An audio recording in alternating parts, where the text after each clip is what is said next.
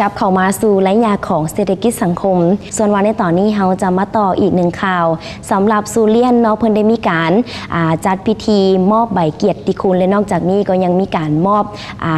เข็มเกียรติยศอีกเนาะให้กับบรรดานักธุรกิจของซูเลียนซึ่งว่าเนื้อในรายละเอียดเรามาติดตามพร้อมๆกันพิธีมอบใบประกาศเกียรติคุณและประดับเข็มเกียรติยศแก่นักธุรกิจซูเลียนในสปป.ลาวได้จัดขึ้นในวันที่ 9 ตุลาคม ปี 2016 ที่ผ่านมานี้อยู่ที่หอประชุมแห่งชาตินครหลวงเวียงจันทร์สปป.ลาวซึ่งเริ่มพิธีอย่างเป็นทางการขบวนได้มีการแห่จากโรงแรมดอนจันทร์พาเลทมายังหอประชุมแห่งชาติพิธีดังกล่าวมีนักธุรกิจซูเลียนจากประเทศไทยและนักธุรกิจซูเลียนของสปป.ลาวรวมทั้งสมาชิกเข้าร่วมเป็นจำนวนหลวงหลายซึ่งงานครั้งนี้ได้ให้เกียรติเป็นประธานจากทานปริญญาเอกปิยวัฒน์บุญยืนวงศ์สกุลประธานกรรมการบริษัทซูเลียนจากทางประเทศไทยจำกัดพร้อมด้วยคณะเซิงทานได้กล่าวว่าพิธีมอบใบประกาศเกียรติคุณและประดับเข็มเกียรติยศแก่นักธุรกิจซูเลียนในสปป.ลาวครั้งนี้เพื่อเป็นการเปิดธุรกิจซูเลียนที่สปป.ลาวอย่างเป็นทางการบริษัทซูเลียนมีความมั่นคงยาวนานหลายกว่า20 กว่าปีและมีความเข้มแข็งเพียงพอในการเบิ่งแยงลูกค้าและนักธุรกิจซูเลียนทุกคนท่านปริญญาเอกปิยวัฒน์บุญยืนยงสกุลประธานกรรมการบริษัทซูเลียนยังกล่าวเติมอีกว่าบริษัทซูเลียนเป็นบริษัทดำเนินธุรกิจเครือข่ายที่ถูกต้องตามระเบียบกฎหมายทุกอย่างจุดประสงค์ของงานครั้งนี้เพื่อเป็นการเปิดโตอย่างเป็นทางการและเป็นครั้งทำอิฐที่บริษัทซูเลียนมาจัดงานอย่างยิ่งใหญ่อยู่ที่นครหลวงเวียงจันทร์และได้รับผลสำเร็จอย่างดีงามและได้รับการตอบรับจากนักธุรกิจและพี่น้องคนลาวเป็นอย่างดีปัจจุบันธุรกิจซูเลียนได้ขยายไปยังประเทศเมียนมาและเริ่มเข้ามาอยู่ที่สปป.ลาวอีกบ่ดนก็จะขยายไปยังประเทศกัมพูเชียและสส.เวียดนามอยู่ที่สปป.ลาวบริษัทซูเลียนแม้นได้มีการจดทะเบียนอย่างถูกต้องตามกฎหมายเป็นที่เรียบร้อยแล้วส่วนงานในครั้งนี้แม้นได้รับผลสำเร็จอย่างดีงามและในทุกๆตำแหน่งบ่ว่าจะเป็นผู้บริหารการขาย SE SSE SM SSM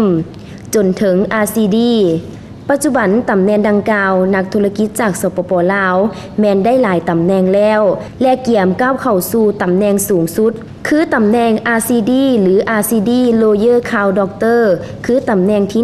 1งานพิธีครั้งนี้ยังมีหลายกิจกรรมบ่ว่าจะเป็นการแจกของรางวัลการแสดงและคอนเสิร์ตรวมถึงกิจกรรมต่างๆของซูเลียนกับสวัสดีครับขอบคุณทีมงานลาวสตาร์นะครับวันนี้ผมปิยวัฒน์บุญยืนสกุลเป็นประธานกรรมการบริษัทของซูเลียนประเทศไทยจำกัดนะครับวันนี้เป็นเกียรติแล้วก็ยินดีเป็นอย่างสูงที่ได้มีโอกาสมาถึงที่นี่นะครับสำหรับงานวันนี้จุดประสงค์หลักๆเลยก็คือเราต้องการจะมาเปิดธุรกิจซูเลียนที่ประเทศลาวนะครับบริษัทซูเลียน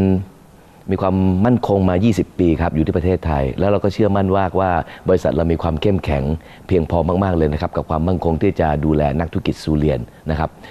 สำหรับบริษัทซูเลียนมีความเป็นมา20 ปีแล้วนะครับแล้วก็ทำธุรกิจอยู่ที่ประเทศไทยเป็นบริษัทที่ทำธุรกิจเครือข่ายถูกต้องตามกฎหมายนะครับแล้ววันนี้เราก็มีนักธุรกิจมากมายที่ได้ขยายธุรกิจเนี่ยเข้ามายังประเทศของสปป.ลาวแล้ววันนี้ก็เป็นวันเปิดตัวครั้งแรกนะครับก็ประสบผลสำเร็จอย่างงดงามนะครับแล้วก็ได้การต้อนรับมากมายจากพี่น้องสปป.ลาวนะครับผมเชื่อมั่นมากนะครับว่าการทำธุรกิจที่ถูกต้องตามกฎหมายเป็นเรื่องสำคัญที่สุดนะครับที่เราจะการแนะนำทำธุรกิจเนี่ยครับเพราะว่า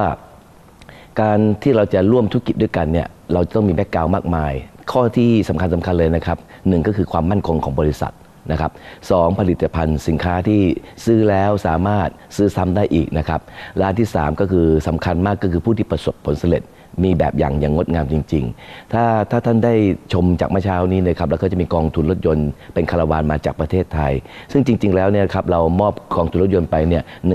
1,368 คันแล้วที่ประเทศไทยแต่ว่าเราสามารถพาเข้ามาได้ก็เมื่อเช้าประมาณ20 คันเท่านั้นนะครับอันนี้คือความ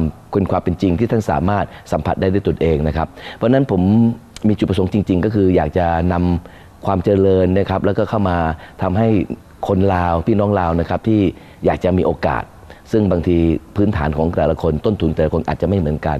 เพราะว่าธุรกิจซูเลียนคือธุรกิจเครือข่ายที่ถูกต้องตามกฎหมายนะครับเพราะฉะนั้นอย่างที่3ข้อที่ผมบอกไปนะครับก็คือธุรกิจนั้นต้องดูที่ความมั่นคงบริษัท สินค้านั้นซื้อแล้วสามารถซื้อซ้ำได้อีกนะครับแล้วก็มีผู้ที่ประสบผลอย่างจริงจังนะครับเพราะฉะนั้น3ข้อนี้ผมคิดว่าเป็นข้อที่หลักๆสำหรับที่ทุกคนที่จะเลือกทำธุรกิจเครือข่ายนะครับธุรกิจซูเรียนที่ประเทศไทยก็20 ปีแล้วนั่นก็เป็นข่าวสารที่ว่าทางรายการของพวกเราได้นำมาฝากทางผู้ชมสำหรับระยะของเศรษฐกิจสังคมส่วนวันในตอนนี้เราจะมาเบิ่งอัตราการแลกเปลี่ยนและก็ราคาน้ำมันประจำวันนี้